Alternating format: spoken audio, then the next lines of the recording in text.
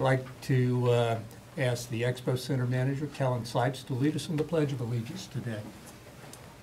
I pledge allegiance to the flag of the United States of America and to the republic for which it stands, one nation, under God, indivisible, with liberty and justice for all.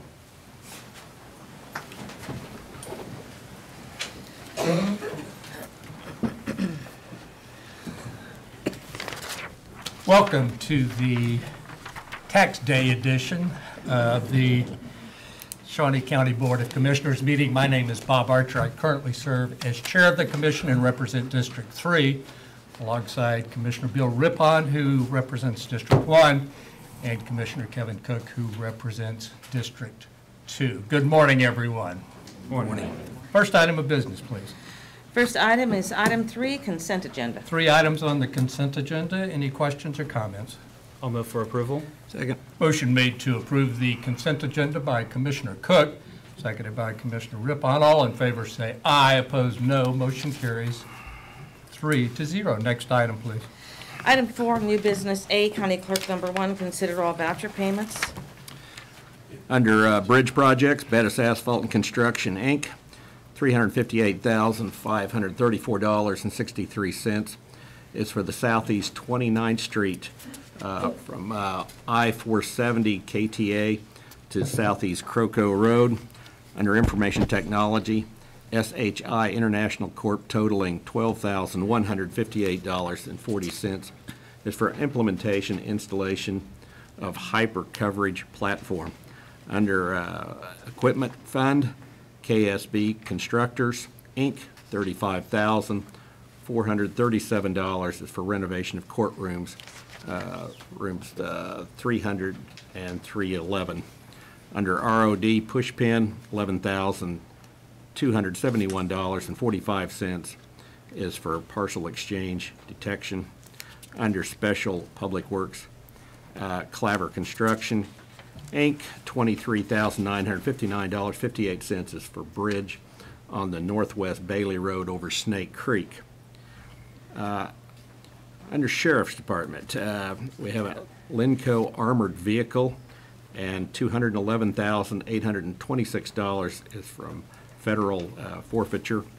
And then from Capital Outlay Fund, we have $100,000 totaling $311,826 total for the armored vehicle.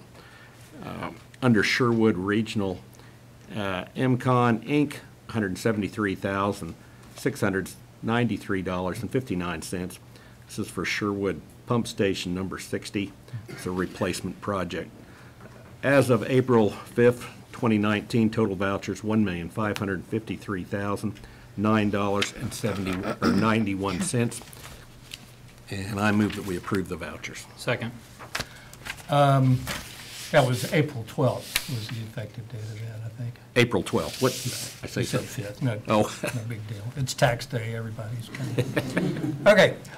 Motion made to approve the vouchers by Commissioner Rippon, seconded by Commissioner Cook. All in favor say aye. Opposed say no. Motion carries 3-0. Next item, please. Item A2, consider correction orders. I'll move to approve the correction orders. I'll second that. Motion made to approve by Commissioner Archer, seconded by Commissioner Rippon. All in favor say aye. Opposed, no. Motion carries 3-0. Next item, please. Item B, County Councilor number 1, presentation regarding Kansas Expo Center renovations and master budget. Good morning, Commissioners. Jim Krause, Shawnee County Councilor. I'm excited to get up here. About to jump the gun on that one. It's a beautiful day. No secret we're going to have a presentation this morning, and this one's going to be different because this presentation we're going to talk about actual dollars instead of budget estimates and what could be or might be. We're going to have a presentation this morning that's going to go over the final budget numbers and show you what we can do with those dollars. Probably half the audience here today includes people that have worked on the project in one way or another to get us to this point today. And we're very excited to be here to explain all of that. I've got representatives of Spectra, HTK, and Mccown Gordon here, and we're all going to take part in this presentation. Very quickly, this has been a long process, a long road. It started with the strategic master plan back in 2011, identifying needs for this facility.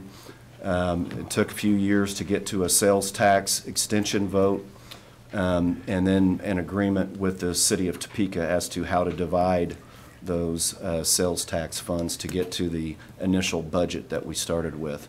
The next step happened right after I came on as county councilor, and that's the hiring of HTK. And with that, I'm going to turn it over to Zach Sneathen with HTK to kind of take us through the process from here. And at any point, I'll be happy to answer any questions you might have. Thank you. Good morning, Commissioners. Zach Sneathen, HTK Architects. As Jim mentioned, I'm going to talk through kind of where we've been, but then also lead into where we're going to be with Mccown Gordon here.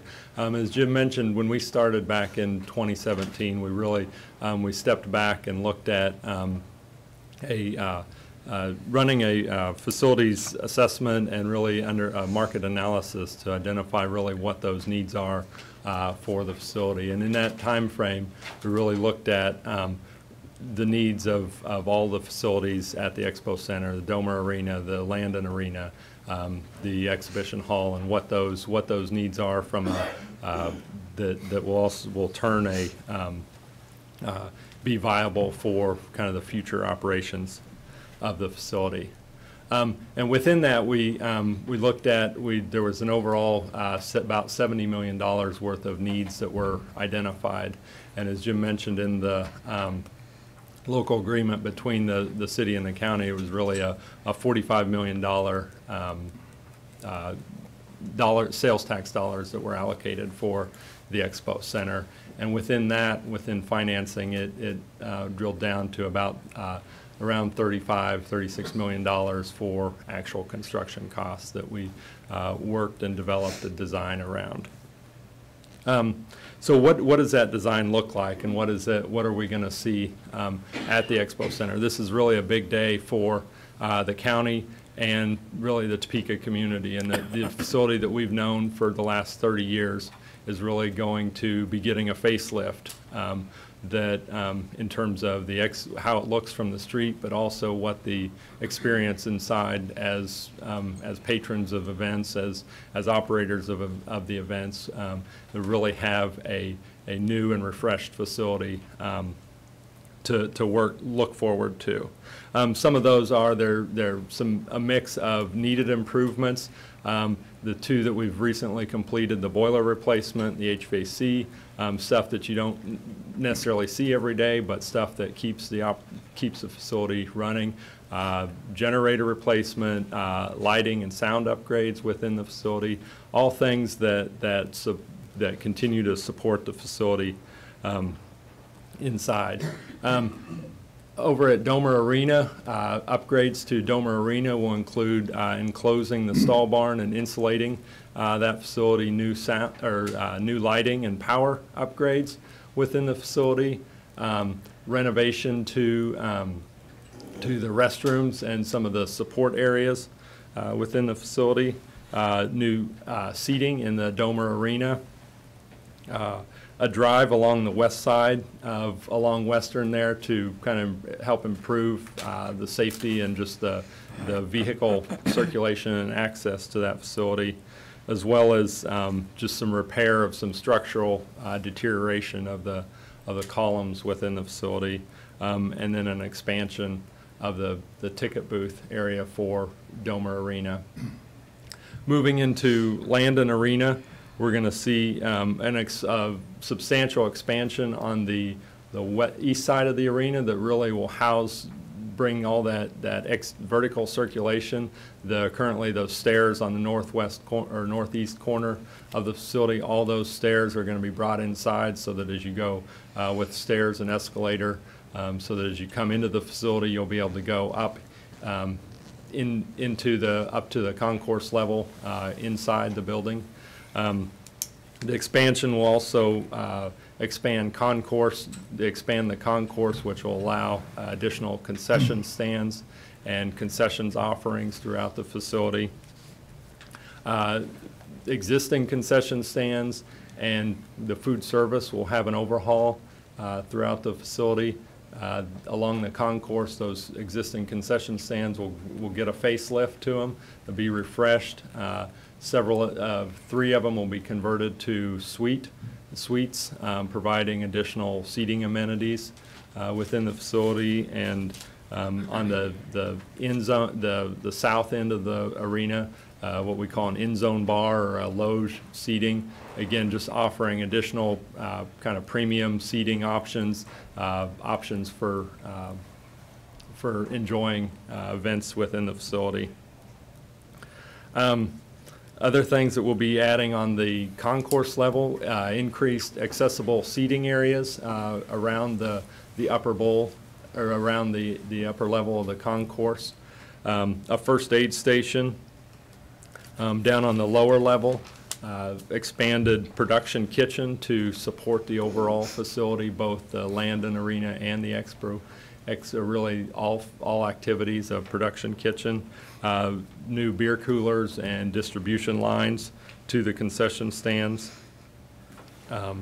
Within the arena, video scoreboards and video ribbon boards around the arena to enhance the opportunities for sales revenue or sales and marketing revenue, but also just enhancing that experience within the arena. Expanded restrooms along the concourse, and then an overhaul of, in addition to the amenity seating, an overhaul replacement of the seating throughout the arena, both on the lower bowl and the upper bowl seating. New sound and lighting throughout the facility, greatly enhanced opportunities for color changing lighting with the new LED technologies that exist. We'll be able to significantly improve the overall experience within that through lighting. Moving over to down on the lower level, then we'll have expanded, renovated locker rooms and expanded locker rooms within the facility to better attract and serve the youth sports and other activities within the facility. Moving over to Expo Hall, we'll see a substantial expansion to the north of the flat floor area, about 27,000 square foot expansion with concessions and restroom facilities to support that. A connection to the hotel down in the northeast corner of the facility, as well as this Expo Hall will also see new lighting throughout the facility there. On the exterior of the building, we're going to see the entire facility reskinned. So the white box that we've known for the last 30 years will have a facelift that's doing two things. It'll improve the street appearance to it, but it'll also address some leaks and other kind of building envelope issues that we've seen over the years develop there.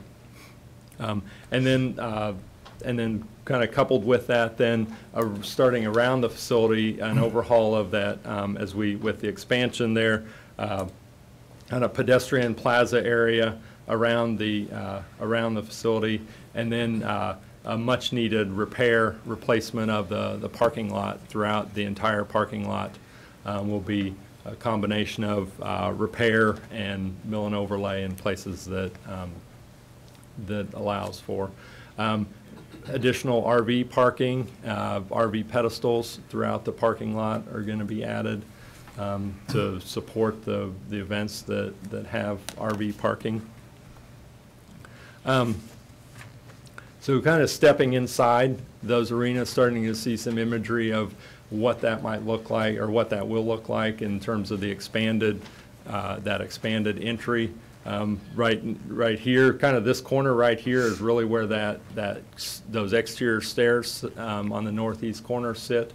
Now you'll be able to step inside the facility and walk upstairs or go up an escalator Up on the upper level here, this is kind of right there is where the current concourse addition, current entrance is.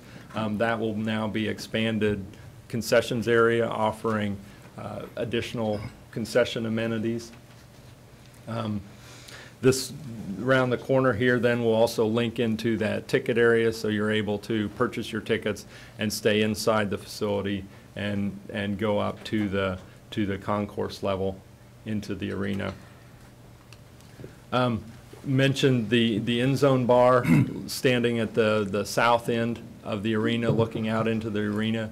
The new seating amenities, bringing it up to a more current facility. Some bar serving areas, but then also some loge seatings that step down that are tables and chairs type seating. You'll see in the distance a video ribbon board that will wrap the arena, that will kind of greatly enhance the experience. Also in the background too, you can see on this side 2 of the suites that will be available. And then just another view looking back at that, kind of looking back at the end zone bar, loge seating area. The rest of the seating were new seating, but this is a new offering, a new type of seating that'll just different seating amenities in the facility. Again, the ribbon bar or the ribbon video board, and then a center hung video scoreboard, kind of to complete that arena package.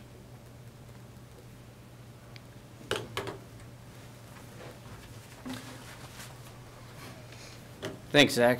Good morning, Commissioners. My name is Jesse Dole. I'm a senior estimator with McCown Gordon Construction, and I'm really excited and proud to be a part of this project, and just want to run you through the past couple weeks that we've been spending bidding out this project. We had a great team involved, and I'd really like to brag on them a little bit. They put a lot of time and effort forward. We spent over 700 man-hours during this bidding process, vetting out every part of this package. We sent invites to over 300 companies throughout the state, a few just outside of the state, and what that involved was over 1,200 documented calls and 6,000 emails just to reach out to these guys, make sure they're all their questions are answered, make sure that all the scopes are completely understood. We had 3 addendums, answering additional questions formally, and then 2 job site visits to let everybody see, like, get their boots on the ground to see the work that they're going to be performing and really understand the site. And we answered over 300 RFI and scope questions, just again, fully driving the point home, making sure all these scopes are well understood.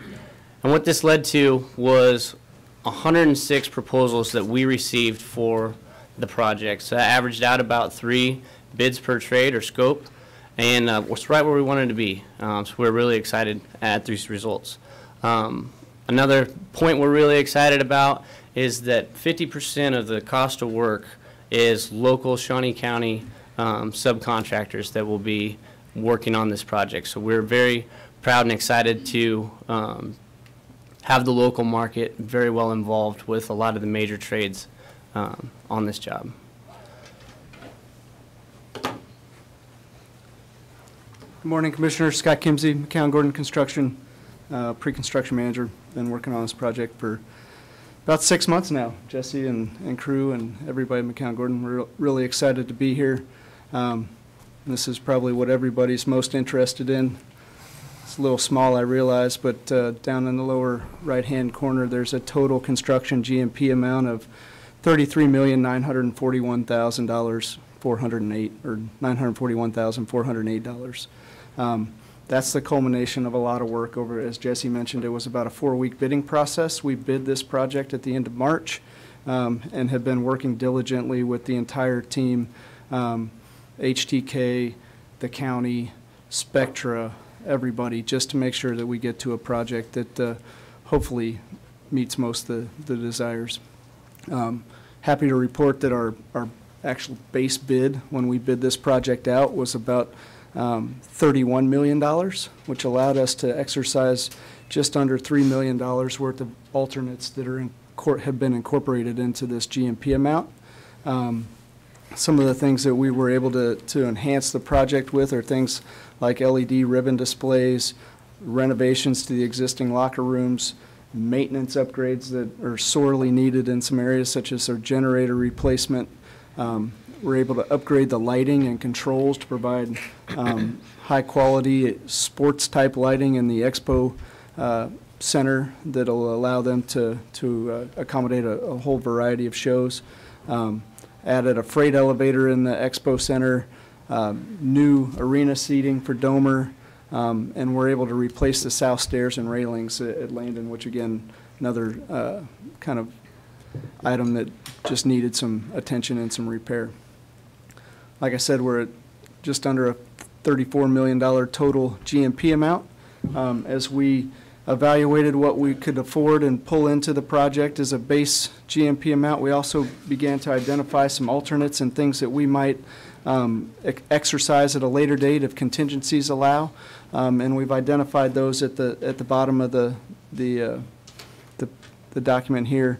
Everything from wireless access points to video surveillance and replacing some restroom lighting and ceilings that just didn't make the cut for the base amount. So what does this mean in the whole scheme of things?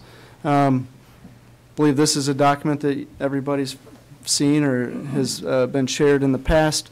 The $33,941,408 number shows up right almost smack in the middle of that piece of paper. Right above that, you'll notice that number includes $850,000 plus or minus of contingency. Outside of that number, we have also been able to retain a $1 million owner contingency. You add that stuff up, plus the work that's already been completed, and the owner soft costs associated with the project, and we're sitting at exactly a $48 million total project cost for the renovations and construction at the Kansas Expo Center.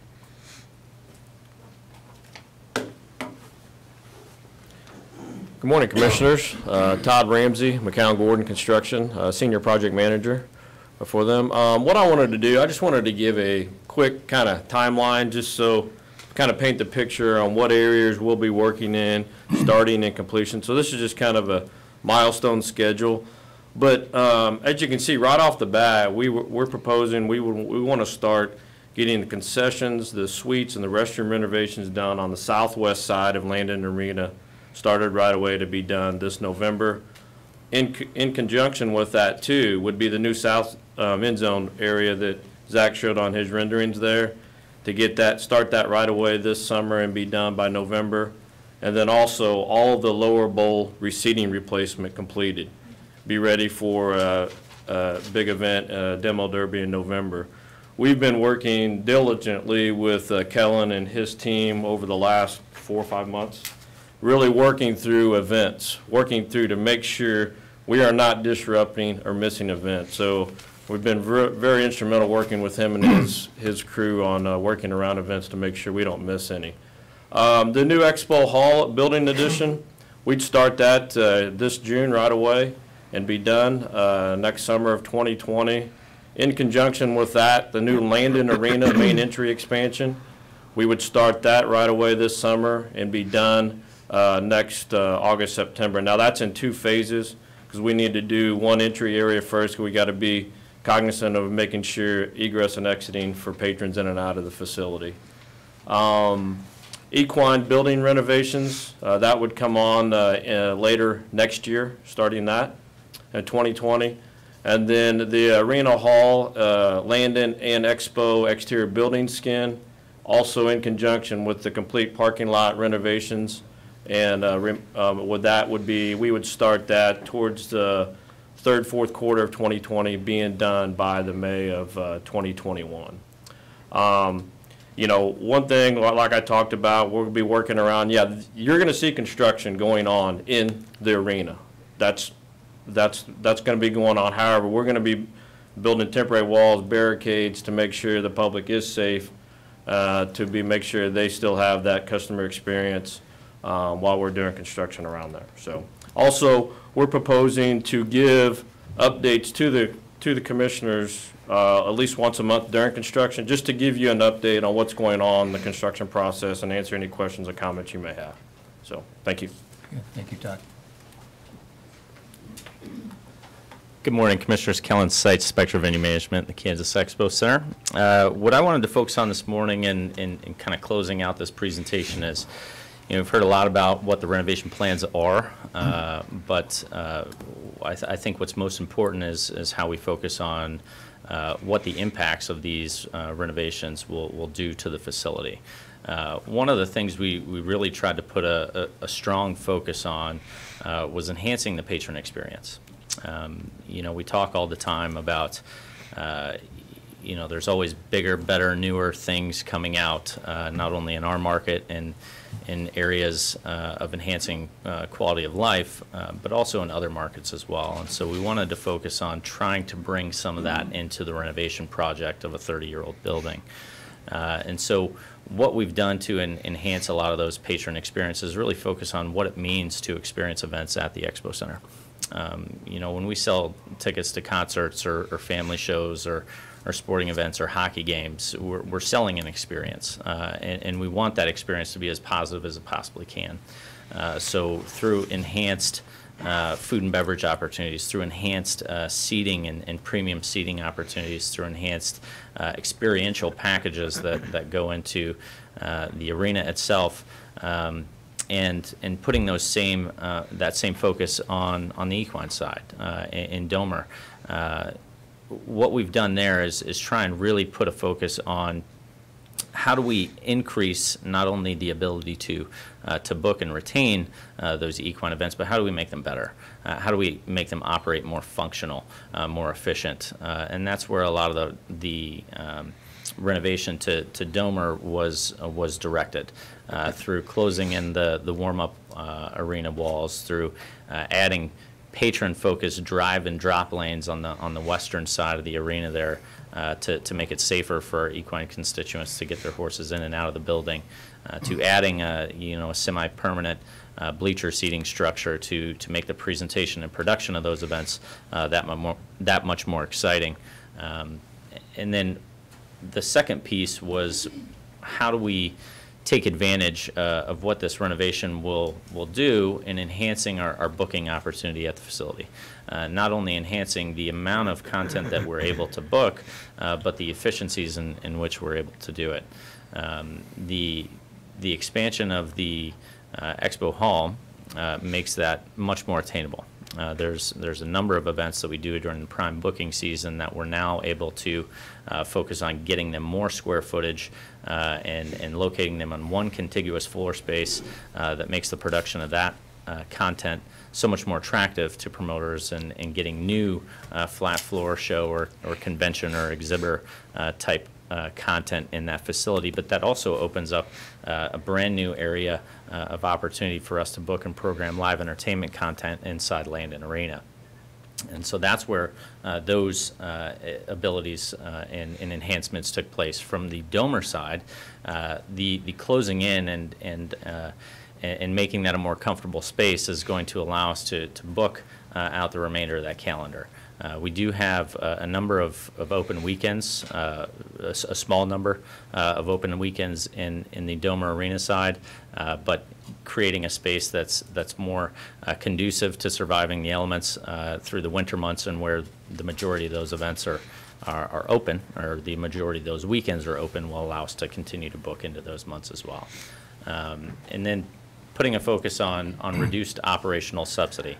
All these renovation pieces and pieces of the project enhance not only the marketability of the space for us to go out and take bids on larger events, whether that be sporting events, concerts, family shows, spectacle type shows, enhanced and more opportunities of larger convention and exhibitor shows, but also from a corporate partnerships and sales and marketing side.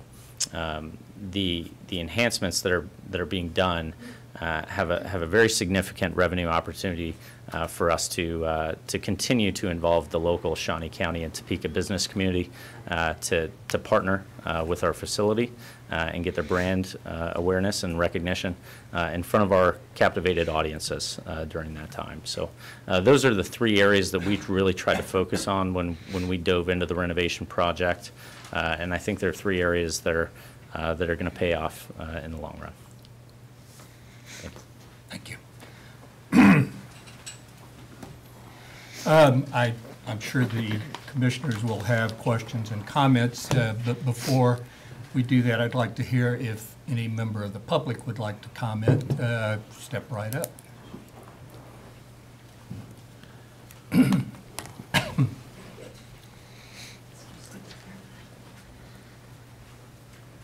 I always take the long way around, so. You're right, Commissioner, it is tax day, and my husband's an accountant. So you can appreciate me taking a few minutes after his assistant quit the last 2 weeks, that I am now his assistant.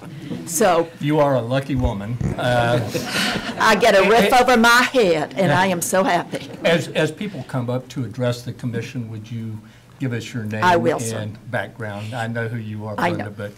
My name is Brenda Block, and I am on the Expo Advisory Board. I am currently serving as chair, and I've been very happy to be connected with this project since basically kind of day one when the planning started, about the time Kellen and Spector came on. The commissioners, I know you remember, but Commissioner Rippon wasn't here then, asked that the chair and vice chair be a part of this. And so it's been a real pleasure, a real honor to put in those hours. I do have one concern, and my concern is with the equine.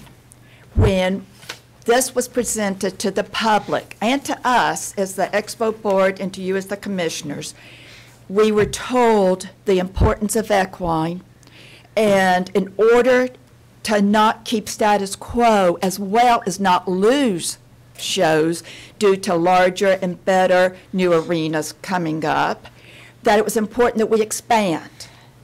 And last Wednesday, when the board heard that equine itself will not be expanded, that yes, it will be improved, but our equine community fought hard for the vote to get this sales tax through because they believed when we told them that we understood this is important, that you want to have larger plus better shows than Topeka has had, that say they would come here, but they can't now because we can't, the facility doesn't compensate that. So from that standpoint, I don't ride horses, I'll be honest. I was told as a child not to get back on one, and I said I won't, and I haven't. But I have friends who are equine, and I know they fought for this, as well as other people, our business people and such. But I feel that our equine friends and community will be disappointed that, yes, they've got enhanced lighting, yes, they've got the enclosure, but we're basically still going to be status quo with the risk that we could even lose shows because there are better and newer and larger stalls being built.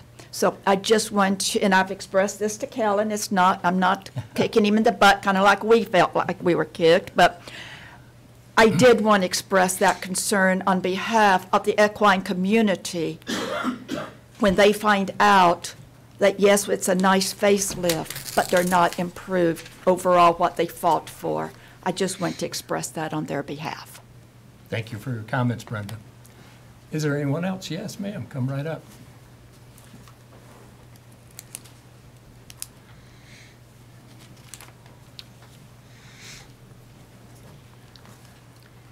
Good morning, commissioners and young men that worked on this project.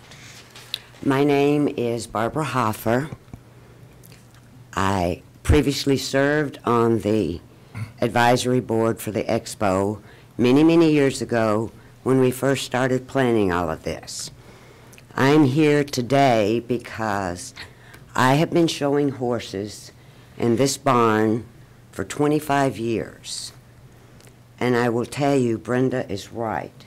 We are extremely disappointed at what you have done to the equine community. You talk about enhanced experience for the building, and the building is beautiful. A lot of the things that you proposed are wonderful. I understand they make us more competitive with some of the other arenas and what we look like and offer. But in terms of bringing revenues in, you know, I don't know if box seatings brings in additional revenue for the barn or for the expo. I do know this. I have been out there for 25 years all over the country. There are a lot of horse organizations that knew Topeka one day was going to have a very, very nice facility. At least once a year, a member from one of these organizations will ask me, when is Topeka going to get their facility done? I don't have an answer. Well, the answer now is apparently we aren't going to get it done. And I can tell you, horses generate revenue, not just for the expo, but for the people that they bring into the community. The World Palomino Show in Tunica, Mississippi, their contract expires in 2 years. They've asked me, their board members, when is Topeka going to have theirs done? Because we're so centrally located. It's very advantageous to have a equine facility right here in the Midwest. We cover the East Coast, we cover the West Coast, we get the North and the South, all that can converge in the middle of the country. And so it's extremely disappointing. I do not want to take away from the work that you all have done, but I will tell you this. You sit there and you talk about enclosing the workout arena. That's fine, I understand weather conditions. But I'll tell you the biggest complaint about our expo is the floors in the stall barn. They're dirty. We have no solid floors in the stall barn. Plus, to show a horse back in the stall area that you get ready, you then have to walk them through the workout arena to get into the show pen. Well, if you've got horses, for you that don't know horses, but we paint their hooves, we polish their hooves, their white legs, we put white chalk on them to make them white. By the time you get them up to the show arena, might as well have saved yourself some effort. So if you were to ask horse people, what would they rather have? A nice ticket stand for the horse barn or nice bleachers? They'd tell you no. They'd say do something about the floor in the stall barn for one thing. So I guess what I'm saying is it's very disappointed that a lot of the very nice, pretty things that you're going to make for the big building, it seems to me, is at the expense for the equine facility. When we first started talking about it, the plans were to extend a whole new show arena on the south side of the existing facility, get rid of the weed control area, build new stall areas so we could attract large shows here. And like I say, we're centrally located. We can attract large show, and they don't just bring in money here, but for all of the hotels and restaurants all over the city. So I know this is not what you probably want to hear, and I'm sure it's not what you young men want to hear, but this is certainly not what we envisioned when I started working on this project several years ago. And I truly think it's a disservice to Topeka. I think you're losing out on a large stream of revenue by not making that equine facility a lot better. All you're doing now is patching it. And you haven't even, like I said, even addressed the main complaint, which is the dirty floors in the stall barn. So that's all I have to say. Thank you for your comments, Barbara. Anyone else? For discussion? Commissioner Cook? I don't think I have anything additional. Okay. I'd just like to thank HTK and Mccown for all the effort and work they've done, and Kellen, thank you for your work. Okay. I think the big day is finally here, and I'm pleased. I know it's taken a while. The interlocal agreement with the city of Topeka took well over a year. It shouldn't have. It should have taken a month. I know we've done a lot of planning and a lot of consideration of what's best for the Expo Center, and I think we've listened to the public and what's best. But the main thing is I think we're getting it right. And I want to thank everybody that's been involved. Thank you for your service and the many, many hours that you've donated to making this an excellent, excellent facility. Next item, please. Item B2, consider authorization and execution of contract C-150-2019, addendum to the master construction contract with Mccown Gordon Construction, LLC, establishing the guaranteed maximum price for construction services for the Kansas Expo Center renovation at $33,941,408, and establishing the date of substantial completion for the project at May 4, 2021. Good morning, Commissioners. Jim Crowell, County Councilor again. Ms. Beck basically outlined what this document does. This is the final contract addendum for our contract with Mccown Gordon. It sets the guaranteed maximum price at $33,941,408. It also sets the substantial completion date for this project as May 4th, 2021. And I want to point out that substantial completion date is significant. When we bid this out, we asked for a 3-year construction period. And one of the reasons why we selected Mccown Gordon was the fact that they told us we'll work with Spectra and we can get it done in 2 years, and we could save substantial amounts of money in doing that.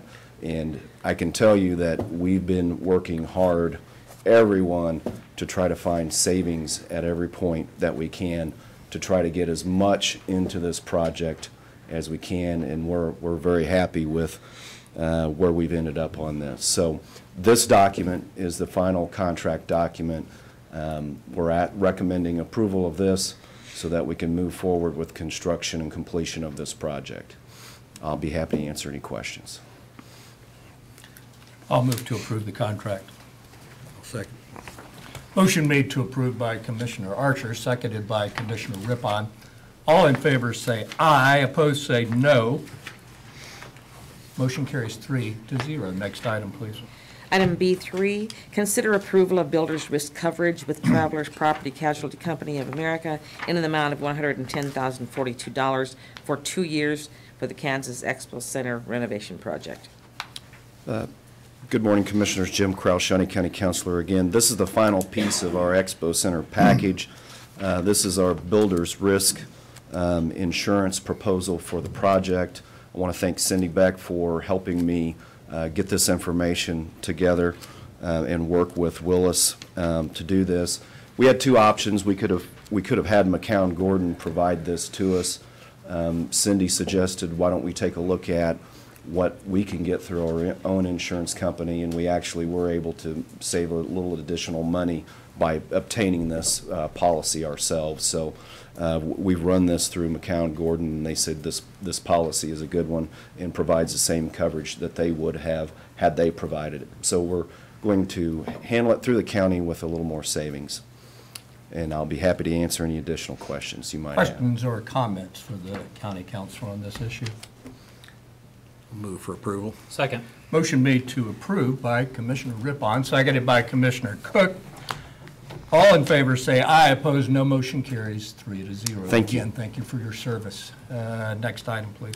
Item C, Parks and Recreation, number 1, consider authorization and execution of contract C-151-2019 with Michelle Rakeshaw, Aspire Gymnastics Club, for lease of a portion of Garfield Community Center for management of a competitive gymnastics program over 2 years with monthly lease payments of $400 for the first year and $545 for the second year to be deposited into the general fund. Good morning, Commissioners. Susan Fowler-Hensler, Parks and Recreation. As you are aware, you've in the past approved several partnership contracts. The Recreation Division currently has about 17 partners right now in our facilities, helping us either provide additional programming and events or enhancing what we have, and this has proved to be very beneficial to the community and Parks and Recreation. Michelle Rakestraw approached us a while back with a business plan and met with several of us to bring gymnastics program into the Garfield Center. Her business plan meets our goals and objectives that have been set for our core programs, and particularly we were excited about it being in this northeast quadrant. So we are looking forward, if you approve this today, to start a gymnastics program at Garfield. Michelle is here, and she'd be happy if you have any direct questions that you need to ask her, and I'd be happy to answer anything too. Questions for Coach Michelle? What age group do you work with?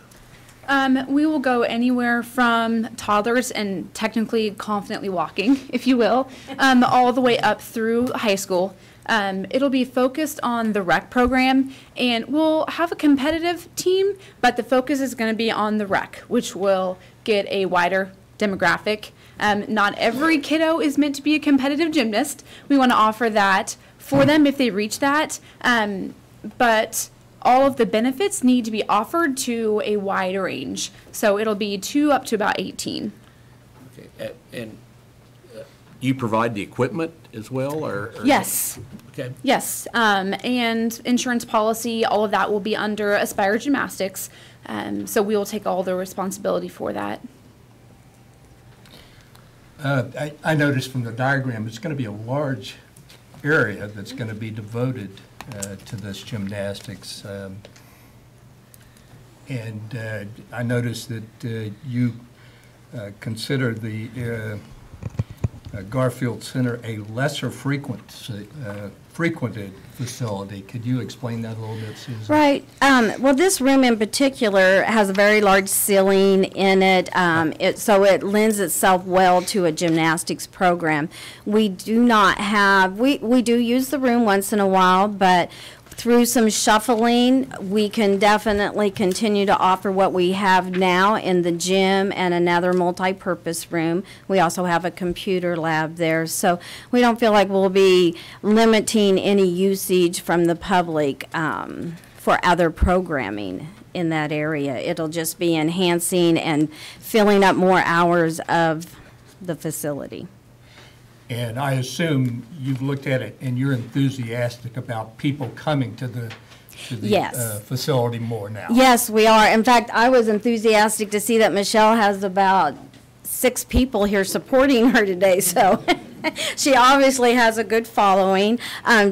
She has a good reputation. Her resume looked great. She's been in the community for a while. Just from talking with kids and some of the surveying we've done, even up at the North Community Center, we've offered a lot of things like tumbling, but could never go to that next level of gymnastics. So those are the comments that we've had from past tumbling programs, is we wish you offered more into gymnastics, but we just have not had that facility or be able to purchase all the equipment. So this is just going to be a win-win for both of us. Excellent. Commissioner Cook. Currently, the space that's being used by what group? This room every once in a while is used by the cool summer kids that come in the summertime, and we have looked at using both the south porch at the Garfield shelter for them and also the other multi-purpose room at Garfield. And then the other is sometimes we have some birthday parties and things in there, and the multi-purpose room again can be used for that, and also the gymnasium. Okay. And then for the Aspire Gymnastics, is that going to be listed under the guide, or would that be a separate entity altogether? So we will be able to work with putting, if someone was to pull up Parks and Recreation to our website and pull up gymnastic classes, it'll appear in our programming area. I'm not sure if that's what you're asking, but when they go to pay for it and register, it'll take them to Michelle's website. Well, I mean, for example, Dornwood is used by the Topeka Baseball and Softball Association. They have an agreement with Shawnee County Parks and Rec, but it is an independently run league on Shawnee County property. So would this operate in the same manner? Yes, this would be a service partnership, so it would operate just like that. Okay. I move that we approve. Second.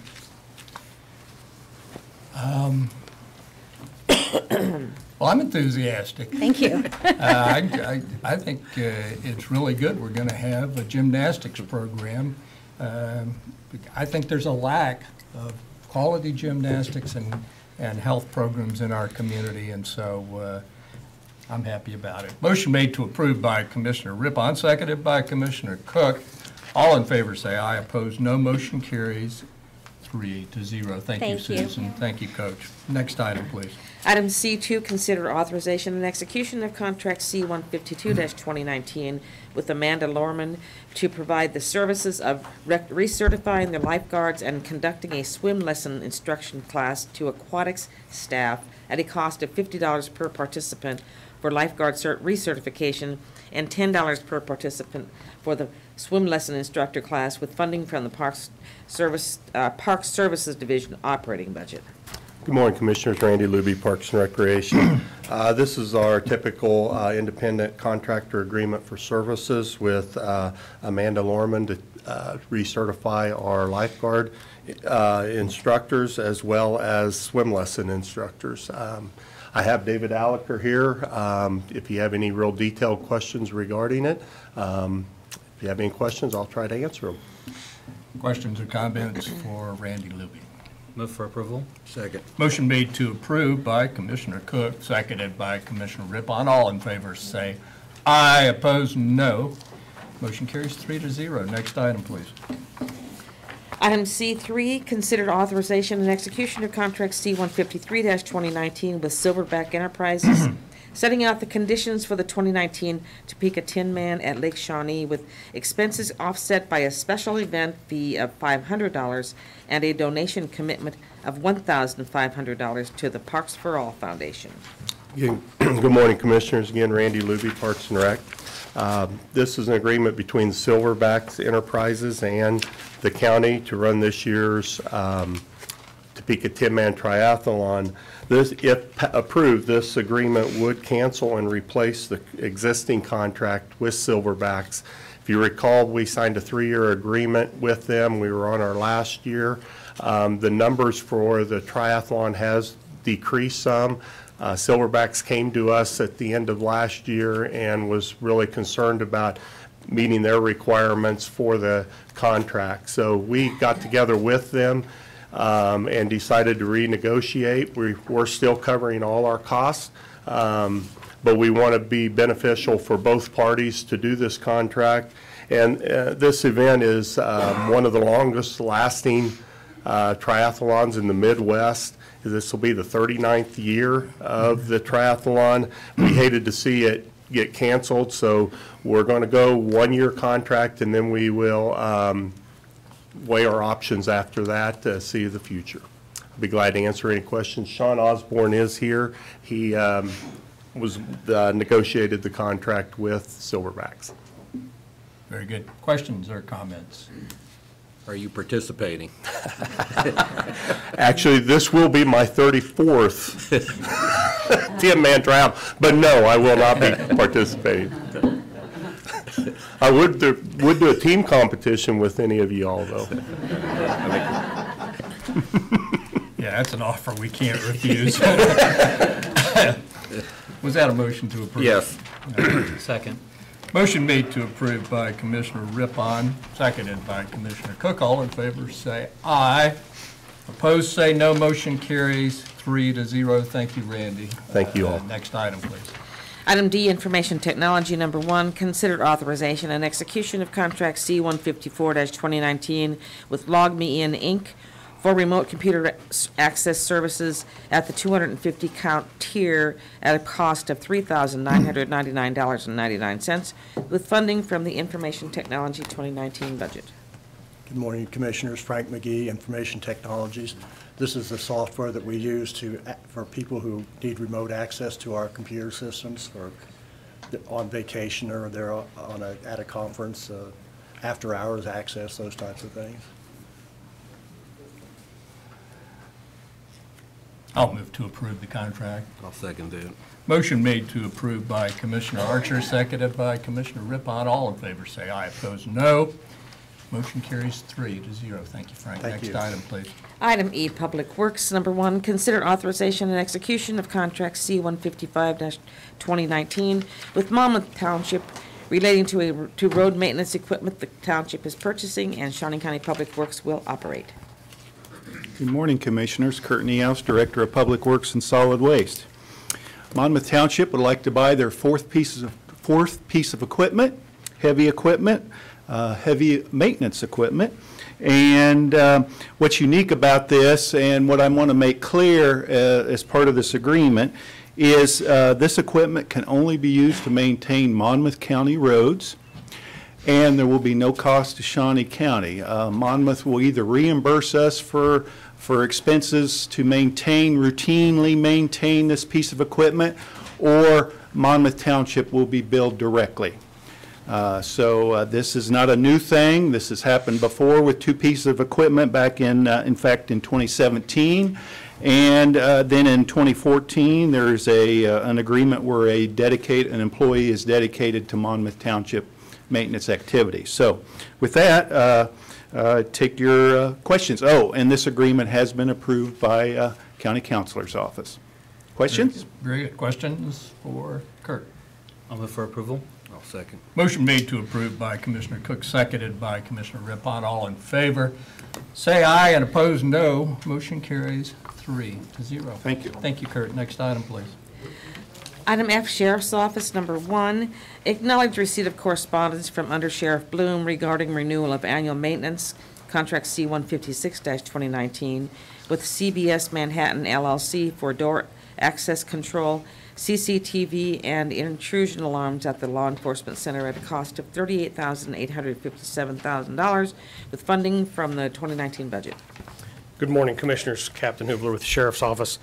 This contract is just a renewal of an existing contract we've had with CBS Manhattan for access control and CCTV, not only at the courthouse, the Law Enforcement Center, the training complex, and one other facility that we maintain alarms for.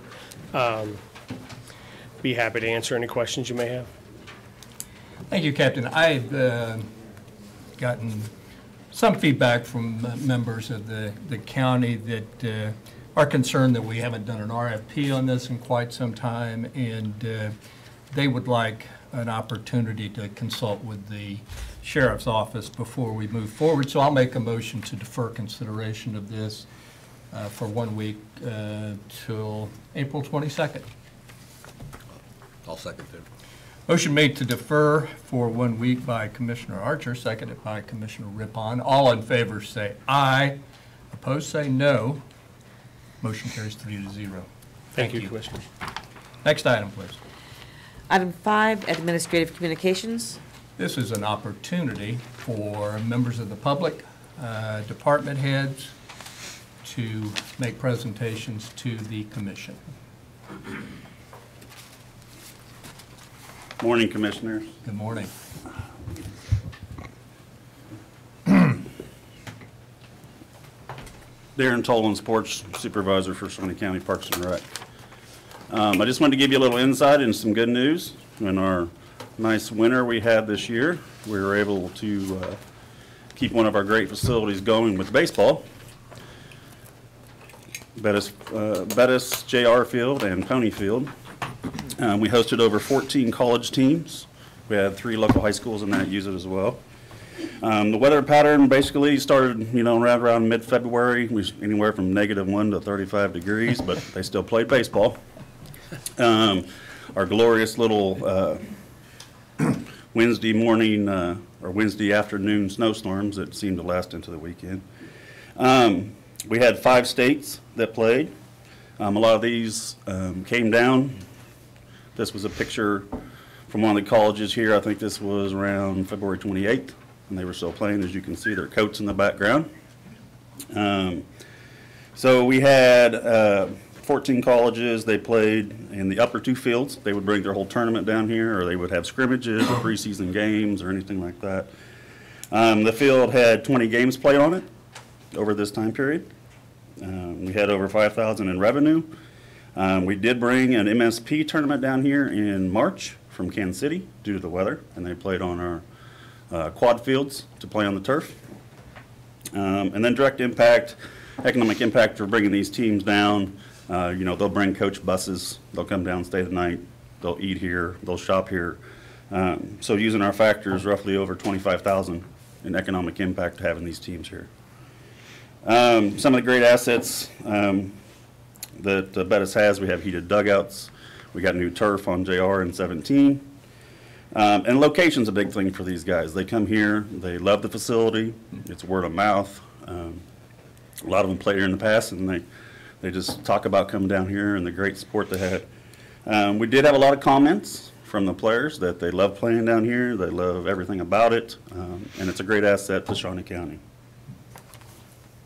So that's all I have. Oh, I'm sorry. Here's the colleges that came down through February and March. And we actually had to turn away roughly 7 or 8 teams that we were already booked, or some of the Nebraska teams couldn't make it down, obviously, because of the flood and couldn't come down I-29 and that. We were going to host some college softball in the lower 2 fields, but there were some conference issues, which they couldn't use mats. They had to have a true surface, but they were willing to come out and play with us. So great facility, and thank you for your support of these facilities. Yeah, thank you. Thank you. I imagine some of the teams from South Dakota thought they were in a heat wave. They did. They did. So. They played. I will have to admit, I called my maintenance supervisor the day it was 28 degrees, and I said, "Are they seriously still playing?" And he goes, "Yep, they're out here playing." So thank great. you. Thank you so much.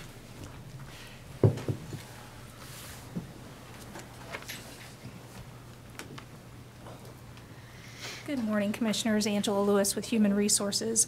This Wednesday, April 17th, from 11:30 to 12:30, Emergency Management will host a severe weather training. They will allow Shawnee County residents, our employees, to receive $5 weather radios, and this will be on a first-come, first-served basis.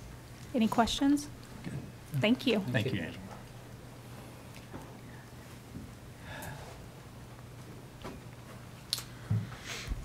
Courtney House, Director of Public Works and Solid Waste. I'm here to redeem myself from last Thursday, so I have pictures of our Deer Creek Bridge.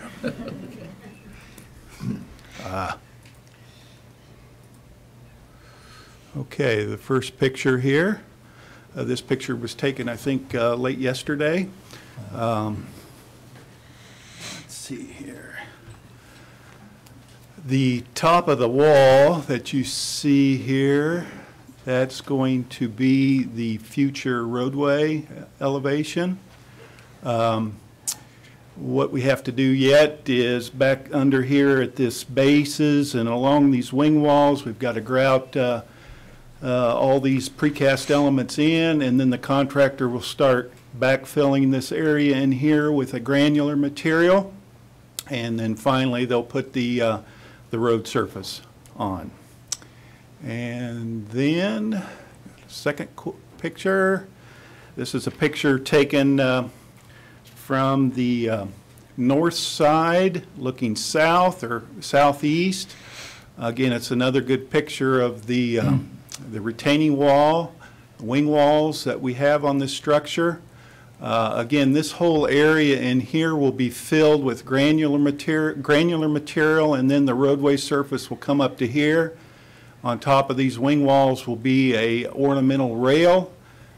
And another thing I want to show you or point out, it doesn't show up in this screen here very well, but right along here is a cutoff wall for the channel. And that cutoff wall is extremely important because if you've ever been in this area, if you look downstream from the existing bridge, it really drops off. And so this cutoff wall here will protect the bridge and the spillway area from Deer Creek continuing to cut under the structure and then further move south toward the spillway. And so this is an extremely important protection device going forward into the future for our bridge. So provided there aren't any questions, I hope I redeemed myself from last Thursday. Absolutely. Thank you. Questions, any? What is the road surface? It's going to be asphalt. Asphalt. Uh-huh. Yeah. Thank you. Thank you. Anyone else for public comment today? Commissioner Cook. Saturday was the Bridge to Bridge race hosted by Downtown Topeka Incorporated. Want to thank everybody who came out and ran the 5K. There were quite a few participants in downtown Topeka on a chilly Saturday morning. And it's just good to see community involvement continue in downtown Topeka. Thank you. Commissioner Rippon.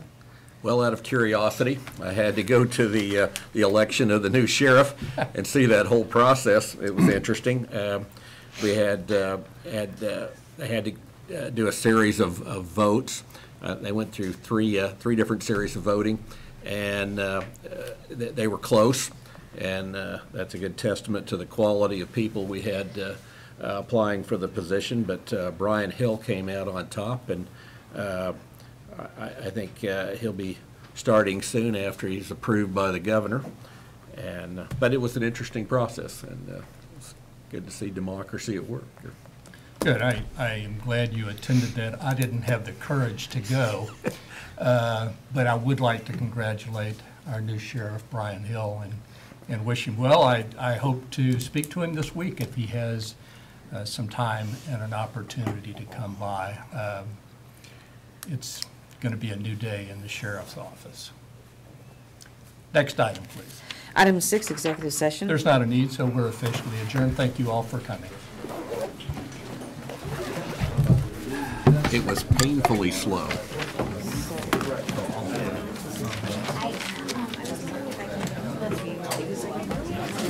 I'll just take it back up with me and we'll figure it out later. Hey, Dusty? You know, I think it is, yeah. Yeah, okay. As Tim Lawrence We're has both seen like, me oh, what is it? Thank So you. yeah, so if I could just do. Sure. Do you guys have to do something? I may have to sign some. Yeah. Oh, go ahead. Go Okay. ahead. Okay, well, We'll I get was it. gonna say, if you want, you can do that first, because I'm gonna talk with, Okay. Jen as we go. So, like, whichever one. Go ahead. It may be your only turn. Okay.